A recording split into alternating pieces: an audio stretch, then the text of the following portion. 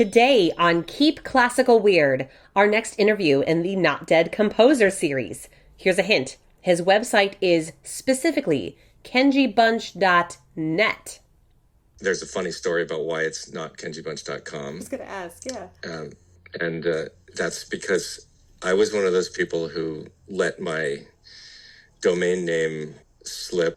I couldn't get into my website, and then I called the domain server, and this guy in Massachusetts had bought it at kenjibunch.com. And so I emailed him like, hey, is it cool if you give me that back since I'm Kenji Bunch and you're not? And it's like, oh yeah, that'll cost $5,000.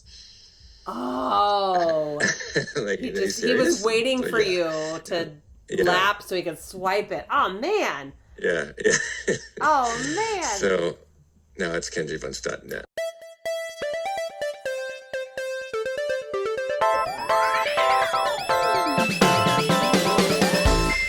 Welcome, friends, to episode 24 of Keep Classical Weird.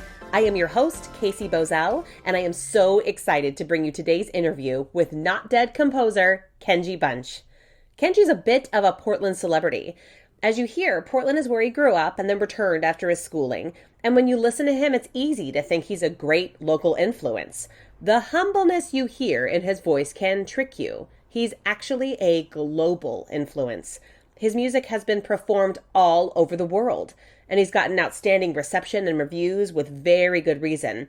His music is compelling from the get-go, deeply heartfelt, and so accessible to a wide array of audiences. Every time I'm in an ensemble that gets to perform his music, there's a pervasive sense of excited happiness that we get in bringing his music to new and returning ears. My name's Kenji Bunch. I'm a composer, play the viola. I'm the artistic director of Fear No Music. How long have you had that position? This is now my 7th season doing that. To get that position in the first place was just really great, and I was able to involve Monica Ouchi, my wife, as the executive director. Yeah, we've ended up kind of doing more social justice activist oriented things that we never really envisioned being a part of, and sort of stepping into that role has been really rewarding. 10-15 years ago, I was never really thinking about anything I mean, important, and I guess it's just part of getting a little older. And I think coming back to Portland after being in New York City for 20-some years, that's influenced me sort of taking things a little more seriously maybe, and just thinking about my responsibilities in the community and that type of things. Well, that's a great segue, because if we could go back, I would love to talk about your education and what, sets you on the path to where you're at. Yeah, I'm born and raised in Portland. I grew up here in Southwest Portland, about 10 minutes from where I live now. Oh, wow. And yeah, my parents, neither of them were musicians, but music was very significant to them, and it was important to them that my brother and I study music. I have a brother who's a year older. And so from the time I was 5, we both took the same instruments. We played piano and violin, and then I switched to the viola when I was 13. And it was really when I switched to the viola that I got serious about music. I was never a real prodigy or anything close to that. I enjoyed it, and we got a certain amount of attention for being, these brothers who played music together. And I started playing in the Portland Youth Philharmonic, and that was frankly why I switched to the viola. We had heard that PYP was going to go to Europe, go on a tour of Europe, and we thought, oh, that sounds super cool. Let's audition and see if we can be a part of that. And so I auditioned, and Mr. A, Jacob Shalomov, said, well, that's really nice, but we actually don't need violins right at the moment. We could put you in the what was called the prep orchestra at that time. But if you were to switch to the viola, we could use you right away in the PYP. And so I'm like, yeah, I'll do that. No problem. And so, yeah, I switched to the viola, and yeah, something about it just fit better and kind of hit my stride with practice and just my focus with music, and things kind of took off. I have always had a tremendous amount of luck in just kind of being in the right place at the right time. I auditioned the summer before my junior year of high school to go to Tanglewood, the Boston University Institute Tanglewood thing. I should say I auditioned for a scholarship that PYP gave every year for one student to go there, and I was the runner-up.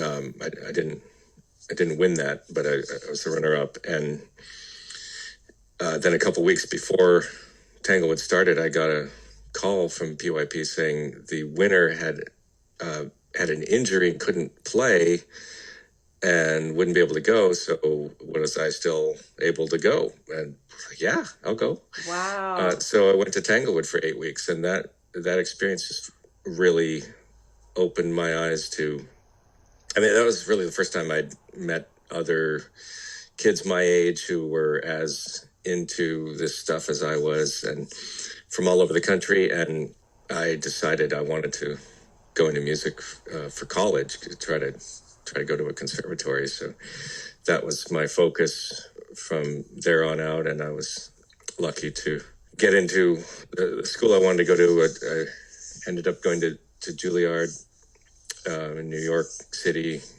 as a violist. And at that point, I hadn't really done much composing. I had always been interested in it, particularly being in PYP. Mr. A was a composer, and he'd often share his music. We'd play his work.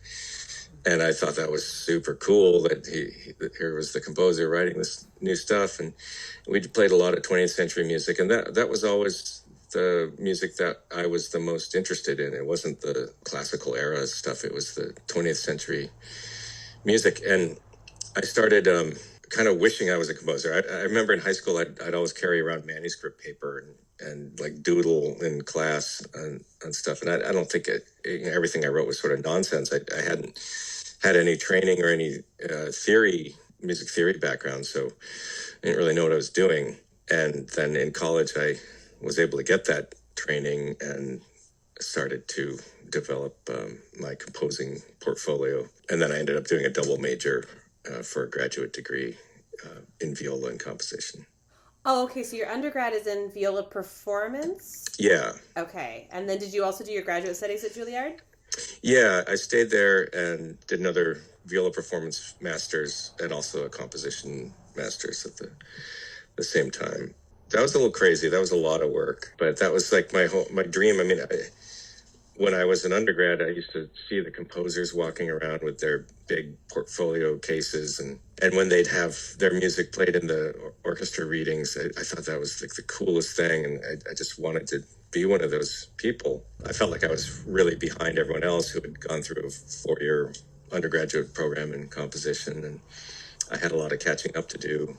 But I also realized that background I had as a performer was really valuable, and that a lot of the other composers there didn't have much performing experience or didn't really play an instrument that much. You know, I think there are certain instincts we develop as performers, and I'll often tell my students now that our ears kind of know more than we do in a certain way, and we need to pay attention to what they want to hear, and that we have this intuitive foundation that we've developed from being on stage and studying this music and learning an instrument. And I've always felt that having that balance as a performer and a composer was valuable, and so it's been neat in the last couple decades to really see the reemergence of the performer composer. So do you feel like you identify 50%? in each or 100% in each? I don't know. Like, how do you split up your own self-identification there? Yeah, it's really hard. I mean, I guess I've just never had to choose really. I mean, in other, I'm always having to choose, but I've never.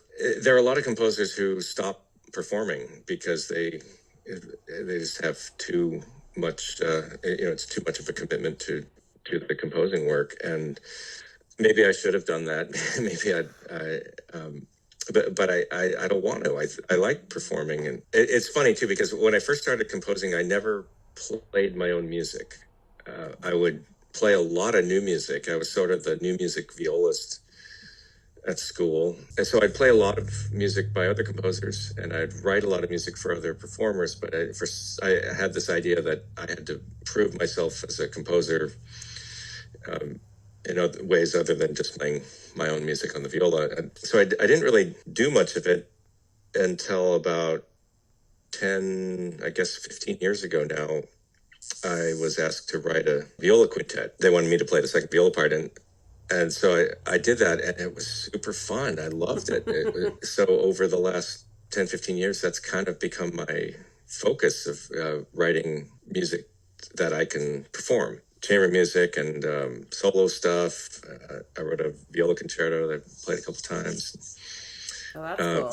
So yeah, it's really fun. So do you remember the very first composition? What would you call your first composition? Gosh, I mean, the first thing I ever wrote that I remember, I would have been about 10 or 11, and I was looking at the Ravel Pavane on the piano, and I was just so into these harmonies. I started trying to write something that kind of had that sound to it, a lot of major sevenths. I never wrote that down, but I always remembered it, and I'd always go to a piano and sort of play through it. And then years later, I was asked to write a short piece for young piano students, a compilation of music for young beginner piano students, and I finally wrote that down. The thing that I wrote when I was nuts. So was that officially the piano students one? Was like now that, but you finally wrote it down, even though you had it for so long. Is that yeah? Man, yeah. So your cataloger, whoever catalogs all of your works, is going to be super confused as to where that falls in the library. Right. What do you think of, I've always wondered, because I've performed some of your pieces, and it's been so fun. I know my piano trio did Swing Shift of yours. And remember, we were talking afterwards, because you were gracious enough to come to the performance and watch us play it. And we were like, I wonder what he's thinking like in real time as he sees us do this, because as performers we've got, and we were not collaborating with you like directly at the time, and so we were like, I wonder if he's thinking like, oh, this is what my music sounds like, or like, oh, I didn't think of it in that way, or like, this is not at all what I expected. I'd be curious to know, it doesn't have to be that performance, but like, do you have experiences with seeing and hearing your music performed where you're just super surprised, or even have adverse reactions, or how does that go on in your mind?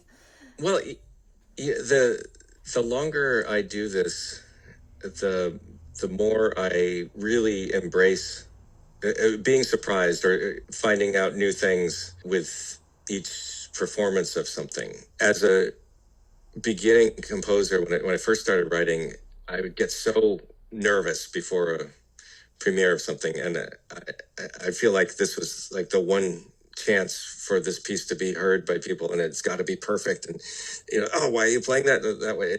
I get like, oh, I mean, I should say I'm so grateful to have the opportunity for subsequent performances of music, and it's not every work I've written that gets multiple performances, and there are plenty of us out there working who don't get many of those. But over the years, I've been more interested in giving up control and allowing for unique things to happen in each new performance, and having each performance to have sort of a life of its own.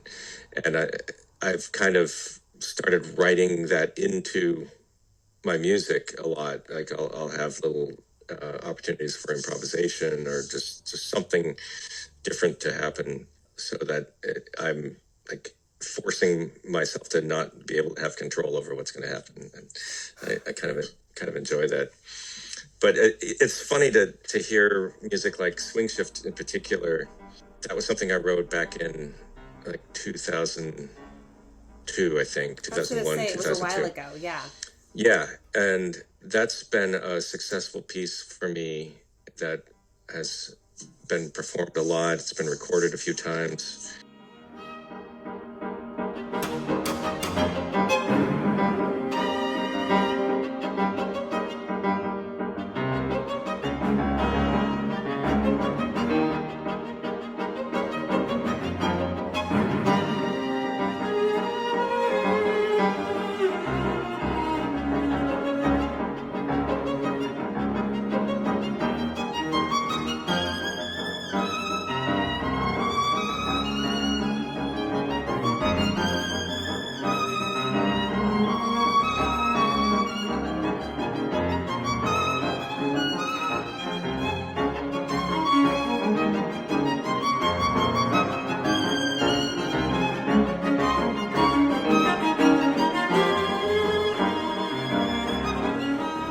It's funny to me that has happened because when I wrote that, I was so behind writing it, and it was New York right after September 11th, and it was just a crazy time, and hard to get stuff done like that, creative work.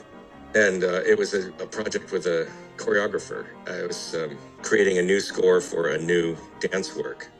And I was kind of new to that kind of collaboration. It's a collaboration I enjoy a lot and have done a lot of since then, but I didn't really understand how that had to happen. And, if you're writing for a music group, you can get them the music and then they put it together relatively quickly and then they play it.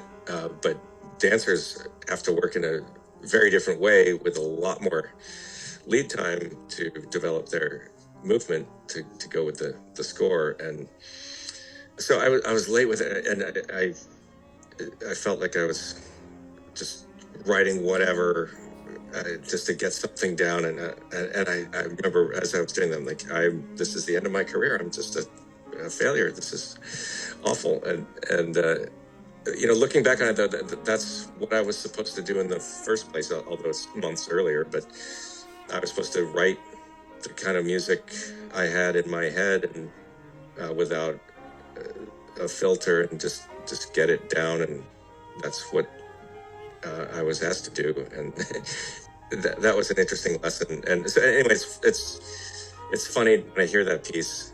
It was for so many years, it meant to me, it was a symbol of my incompetence and like failure, but it's actually turned into sort of a successful thing for me.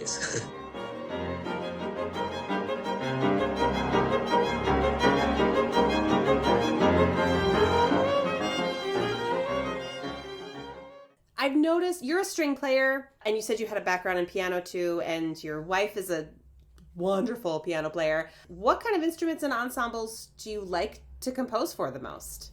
I always feel most comfortable writing for strings. And it's funny because for some weird reason, I've written 3 wind quintets and another sextet for wind quintet and piano. And I don't know how that's happened, but you take whatever comes your way. And I enjoy writing for orchestra. I have learned from Monica how to write for piano, and I really enjoy that now. Yeah, it's funny with the winds. I've received some positive feedback from wind players about the music I've written for them. They say, "Oh, you write so well for this instrument," and I honestly I'm just crossing my fingers and I hope this works.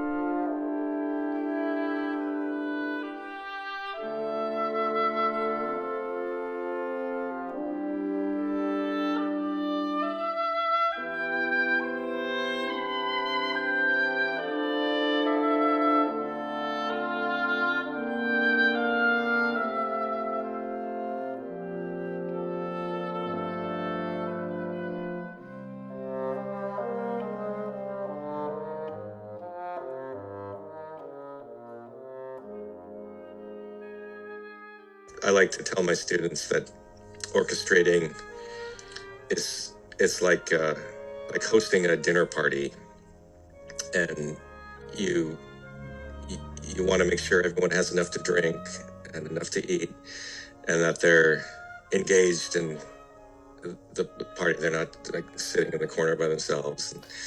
But you don't want one person to have all the focus on them, monopolize the conversation. Yeah, I enjoy doing that.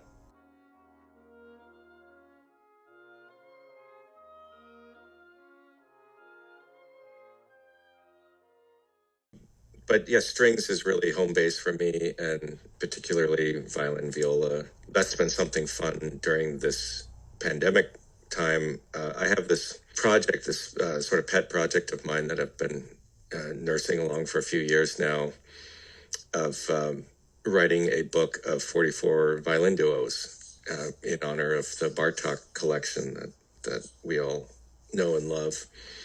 And it's like my homage to Bartok, and trying to put a kind of a American spin on the folk aspect of that collection of his work as an ethnomusicologist. So each of these 44 duos is inspired in some way by some element of American vernacular music. So when you got those wind commissions, were you excited by the challenge of kind of being outside of your comfort zone? You kind of described as strings being really like where it seems maybe comfortable and maybe even more natural for you to go to. And since winds is not really your area of performance, that's different. Were you excited by the challenge? Were you intimidated by that challenge? Extremely intimidated. Yeah. I mean, it's exciting, and I've always been committed to trying to stretch myself in some way with each new piece, so that I'm not playing it safe and just writing the same thing over and over. And that's been a real mission of mine. So writing for winds is a huge stretch. And even though now I've done it a few times, it's still intimidating when I do it. That's a funny thing about this line of work, that with each new project, something about looking at that blank manuscript paper and knowing that I have to start from nothing again, there's always a lot of wrestling with the self-doubt, and who am I to think I can do this? What am I doing? Right. And so I have to do a lot of work to just convince myself to get some notes down on the page. So where do you get your inspiration for writing pieces? It's really hard to know. I mean, I've always felt that I can't go looking for inspiration, or it feels like like I'm not going to go to a museum and look for inspiration or something like that. Although, I mean, I love going to museums. Nothing wrong with that. But right. Instead of that, I like to approach it as being open to inspiration at any moment from any unexpected place, and sort of just be aware and open to artistic events at all times. That sounds like John Cage, I know, but I enjoy his philosophies about that. And if I go for like a long run or something like that, that seems to help. I like being in the kitchen. I like cooking. I always feel close to creativity when I'm doing that. Shooting baskets. I like just being in front of a basketball hoop. For some reason, the repetitive motion of just bouncing a ball and trying to get it in a hoop helps me focus. And they sound like very meditative activities in their own way. Yeah. Yeah. One thing that I've kind of stopped apologizing for or stopped trying to hide is I think I get a lot of inspiration from the amount of TV I watched as a kid. I'm a kid from the 70s and 80s, and that was kind of the golden age of reruns. I loved to watch TV. And it was a time when it's sort of a Portland thing to have Perry Mason like always on TV for some reason. Totally. and I watched a ton of Perry Mason. It wasn't the theme music really that got me, but the incidental music for the episodes is usually orchestral music, and I was fascinated by it. Interesting side note, years later, I was trying to figure out who wrote that music, and it turns out that the person who wrote a lot of it was William Grant Still. I had no idea, really. Yeah. Wow. Isn't that cool? Master orchestrator and composer. The music for Star Trek was also really cool. The incidental music for the episodes. There are pieces that I'll go back and listen to, and I can identify quotes from things I remember from episodes of those shows. Oh, that's awesome. So, yeah. Can you kind of give an overview of your process from, idea or commission, it can be that too, to like having a work that's ready for somebody to try out and play? Yeah, it's funny. My process has remained really consistent for the last 20 some years of doing this. I don't know if it's the healthiest process or the most professional, but it's what seems to work for me. At least I've stopped feeling too bad about it. I mean, I've stopped feeling like I always have to apologize for what I'm doing. It's just the way I work. So usually, getting a commission is a really unique feeling. On the one hand, it's a wonderful moment when I just think, yes, at least I'll have one more project to do before I fade into obscurity.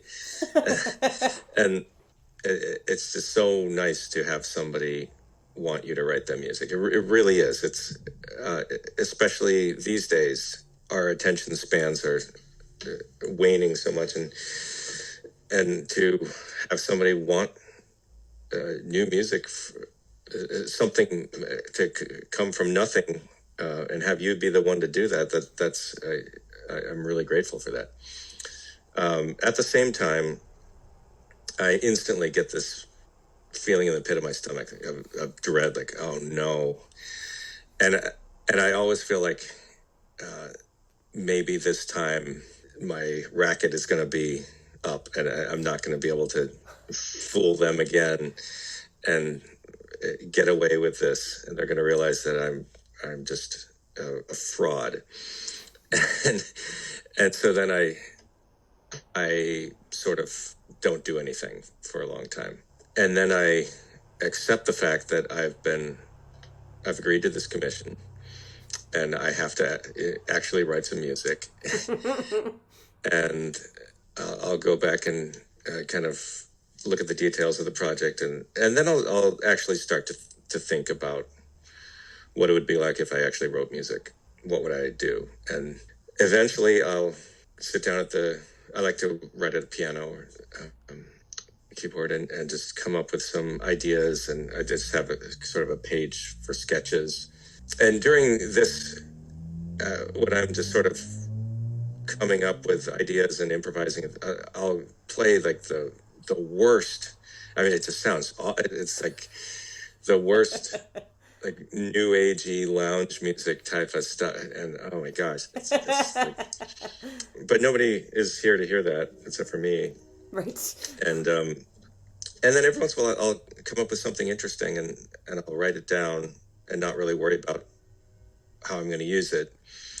And then gradually I'll get enough material on my sketch page, and then I'll start to look at different ideas and see how I might be able to connect them. One thing I've come to terms with also is that a lot of work happens away from my desk. I'll work things through in my mind. I mean, it sounds like total BS to say this. Like, oh yeah, it's all in my head. I'm just working. But it actually is the case. I think that if I have a lot of work I need to get done, you can usually find me in the kitchen cooking or something, or shooting hoops. Right. But I'm actually working out issues in the piece, and then pretty late in the game, I'll sit down and write notes on the page, and then at that point the work happens pretty fast. Like I go from a blank page to a finished score once I start actually writing it down pretty quickly. And I like that because I like to not fuss over the choices I'm making in that moment. I want to just get it down on the page, and then when I've got big sections of stuff done, then I might look back, step back and look at it and see if I want to tweak anything. But I think knowing when to just get the stuff done and when to be sort of more critical of your work is important. Yeah, that's kind of how it happens. You have a whole, it sounds like you have to go through like stages of, it sounded like stages of grief or something, like from receiving the first like commission, like, yeah, oh yay, and then oh no, and then you described it as like acceptance, and then I get to get on with the work, which is so funny from a performer's point of view too. When I get something that's a really exciting opportunity to play, I also find myself going through those same motions of like, oh yay, I get to do this. Oh my gosh, I have to do this work so that people don't find out I'm a phony. Has that process changed as you've gotten more commissions, as your portfolio has expanded, as your influence has expanded? Do you still, is it the same hit to you when you receive that notice that you've got that commission? Yeah, it's funny. It really is. You would think that at some point maybe I'd be able to look back on what I've done up till now and have some kind of confidence that I actually do know what I'm doing and I'm going to be fine here. But yeah, every time, like, what am I doing? What do these people think that they're going to get out of me? And I would love solution for that, but I guess it's been working okay. Right, yeah. The end result seems to be, seems to be the music that you put out and people love playing. So that's that's wonderful. How much, I mean, I know it's probably none now. I was just curious, how much traveling do you do to try and hear your own works when they're, because you're all over the world, right? You've had them performed in a whole bunch of places. Yeah, I've been able to travel to London, Japan, some really amazing opportunities to hear my music. I miss that now. I haven't been on a plane in over a year now, and I have a premiere in Philadelphia in a couple weeks, and I'll enjoy that from my home computer. Do you have who are some of your favorite composers? I get asked this pretty often, but I always draw a blank. And even though and I'm always thinking, oh yeah, I should have mentioned this composer. Well, I'll tell you two things. All-time favorite composers. I had mentioned Ravel earlier. That's one of them. Shostakovich. I was big into Shostakovich in high school, and that kind of was a gateway into a lot of things.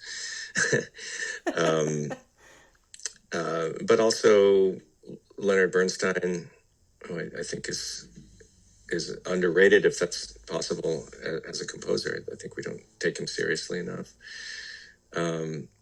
I got to play the music of Morton Feldman quite a bit when I was in my old string quartet, and that had a profound influence on me.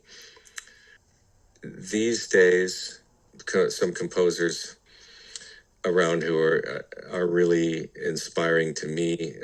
They're mostly younger than me, and I think it's valuable to recognize the ability to learn things from people who are younger, and I feel like I learn from them when I hear their music. Composers like Andy Akiho, Kenji Bunch is a composer doing really interesting things. I love Gabriella Lena Frank. I really appreciate your interest in this and in people who do what I'm doing, and it's performers and advocates like you who are so vital to us, and it's just a really wonderful thing, and I really appreciate it. Oh, awesome. It's really easy to be enthusiastic about it. I gotta tell you, that does not work at all. You can find Kenji Bunch at kenjibunch.net. That's .net, remember. And on Facebook at Kenji Bunch Composer. Fear No Music has an exciting new season coming up, and you can check that out at fearnomusic.org. And that's our show for today. My deepest thanks to Kenji Bunch for his time and generosity with this interview today. Our theme music is by Not Dead composer Thomas Barber. Check him out at thomasbarber.com. Web development support is provided by Tina at citybeautifuldesign.com. Keep Classical Weird is created and edited by me, Casey Bozell. Find us on Facebook, Instagram, and Patreon. And feel free to tweet at me using the hashtag KeepClassicalWeird. Thanks so much for listening, everyone. Stay safe and stay weird.